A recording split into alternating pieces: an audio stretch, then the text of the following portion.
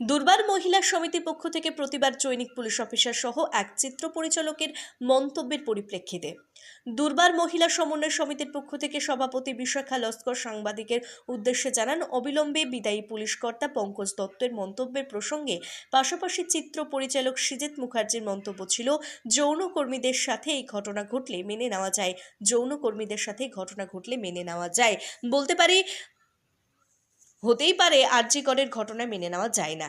একই ধরনের বক্তব্য ছিল পুলিশ কর্তা পঙ্কজ দত্তের। দুর্বারের পক্ষ থেকে এই ঘটনার বিহিত না হলেও আগামী দিনে বড় আন্দোলনে যৌনকর্মীরা নামবে বলে হুঁশিয়ারি দেওয়া হয়। নমস্কার, আমার নাম বিশাখা লস্কর। আমি দুর্বার মহিলা সমন্বয় কমিটির সচিব। আজকের আমাদের প্রেস মিট ডাকার উদ্দেশ্যটা হচ্ছে যে এই আরজিকর কাণ্ডের পর দীর্ঘ প্রায় 1.5 মাস ধরে এই প্রতিবাদ বিভিন্ন রাস্তায়, বিভিন্ন মোড়ে, বিভিন্ন হলে, বিভিন্ন জায়গায় হচ্ছে। সেখানে কোথাও না কোথাও যৌনকর্মীদের ইঙ্গিত করা হয়েছে। সেটা আমরা প্রতিবাদের জন্যই আজকের কিন্তু এই প্রেস মিটটা ডেকেছি। প্রাক্তন যে police IPS officer Pankaj Dutta মহাশয় যে কথাটি বলেছে যে আজকের এই যে ঘটনাটা ঘটেছে সোনাগাছিতে যদি ঘটতো যৌনকর্মীদের ওপরে, তাহলে সেটা বলা উনি কিছু বলতেন না। কিন্তু আরজিকরের মতো জায়গাতে ঘটে সেখানে কিন্তু যৌনকর্মীরা একজন মহিলা, কারোর মা, কারোর বোন, কারোর মেয়ে, সমাজের একটা অংশ। সেখান থেকে আজকে যৌনকর্মীদেরকে ইঙ্গিত করে বলা হচ্ছে। তার মানে কি আজকের ভারতবর্ষের যে সিস্টেম আছে বা ভারতবর্ষের যে আইন কানুন আছে সেখানে কি যৌনকর্মীদের কোনো জায়গা নেই? খালি যৌন কাজ করে বলে সেটা তার জন্য যৌনকর্মীদের প্রতি কোনো অন্যায় হবে না, সেটা প্রতিবাদ করা যাবে না, সেটা আমরা বলতে পারবো না। বা যৌনকর্মীরা যদি রেপ হয় সেটা কি রেপ নয়? যখন সে যৌন কাজটা করে, কাজ হিসাবে কাজ করে, কিন্তু তার ইচ্ছার বিরুদ্ধে যখন করা হয় সেটা রেপ বলে বা অত্যাচার বলে আমরা মনে করি। তো আমরা আশা করি যে যে সমস্ত মান্যগণ্য ব্যক্তিরা এই সমস্ত কথাবার্তা বলছেন, অন্তত মানুষ হিসাবে, একজন শ্রমিক হিসাবে সম্মান দিয়ে বলাটা দরকার। সেজন্যই কিন্তু আমাদের আজকের এই প্রেস মিট। আগামী দিনে আমরা প্রত্যেকটা জায়গায় একই কথাই বলবো, এটা আমাদের পুরো ভারতবর্ষে যৌনকর্মীদের অসম্মান হয়েছে এবং আমরা অসম্মান বোধ করছি। আজকের এত বড় কথা যে আমাদের রেপ হলে সেখানে কোনো আমাদের বলার জায়গা নেই, তার কারণটা কি? যদি এখানে এটা থেমে যায় তাহলে আমরা সেটা দেখব, যদি এটা না থেমে যায় তাহলে অবশ্যই আমরা আন্দোলনে নামবো। এটা নিয়ে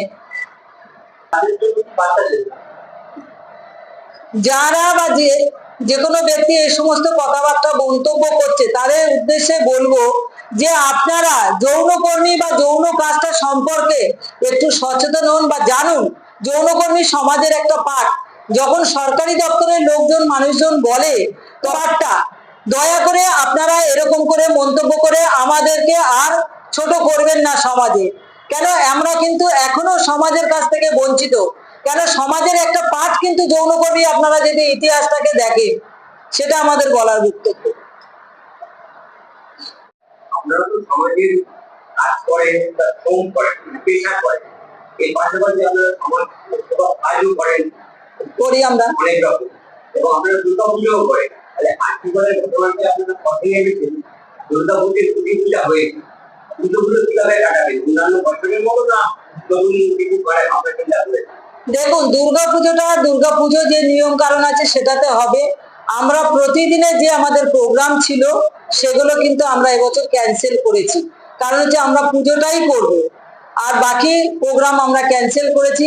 আজকে সারা ভারতবর্ষে যেভাবে মহিলাদের উপর নির্যাতন হচ্ছে, আপনারা আজ তাকে দেখেছেন একটি মহিলাকে 40 টুকরো করে তাকে ফ্রিজে ভরে রাখা হয়েছে, 20 দিন পরে তাকে ফ্রিজ থেকে বের করা হয়েছে।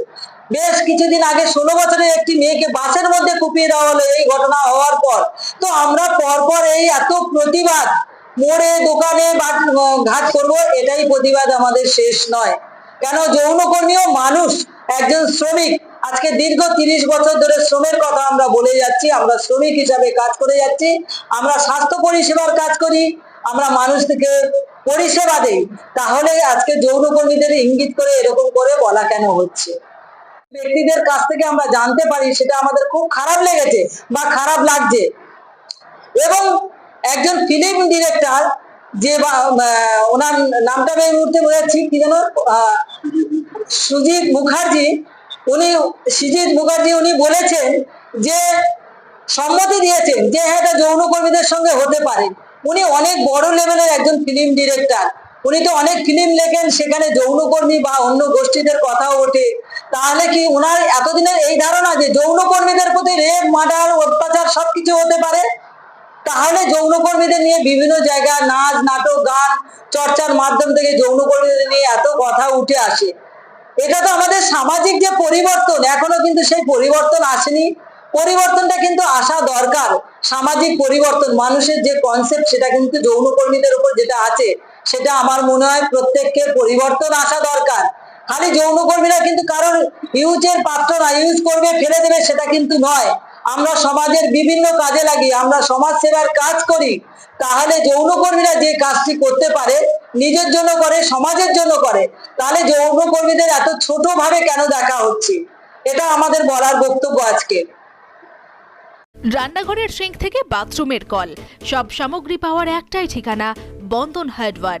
এখানে পাবেন পাম্প, কল, বাথরুমের সমস্ত fittings, pipe fitting, commode, basin, রান্নাঘরের সিঙ্ক, গিজার, SWR পাইপ এবং ফিটিংস, বোরিং গাড়ি পাওয়া যাবে। অন্যান্য যে কোনো বাজারের থেকে পাবেন 10% ছাড়। Bandhan hardware, Raghunathpur Barakar road, near sub registry office. Mobile number 9932373012। আমাদের বোরিং হচ্ছে, তো বোরিং এ পরে যে চ্যাপ্টার, যে জিনিসগুলো লাগে, তো সবাই আমাকে একটাই কথা বলছে, ভাই আমাকে এইটা লাগিয়ে দাও, এই পাম্পটা লাগিয়ে দাও, এই জিনিসটা লাগিয়ে দাও।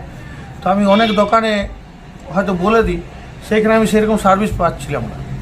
তো পাবলিকের মনে হয়তো একটু মনের মধ্যে খুঁটিয়েছিল যে কেমন একটা হচ্ছিলো। তো আমার নিজের একটা মনের মধ্যে একটা আশা ছিল যে না, আমি একদিন দোকান করে তাতে কী আছে, মানে পাবলিককে আমি যেমন করতে পারি, স্যাটিসফাই করতে পারি। বোরিং করলাম, বোরিংয়ের গ্যারেন্টি দিচ্ছি যেমন, তেমনি জিনিসেরও গ্যারেন্টি। এই আমি এখন যে কোম্পানিগুলো ডিলারশিপ নিয়েছি তাতে প্রায় সবগুলোই মোটামুটি 10 বছর, 7 থেকে 10 বছর গ্যারেন্টি, ওয়ারেন্টি না গ্যারেন্টি। এমনকি বাজার থেকে 10 থেকে 15% কম রেট।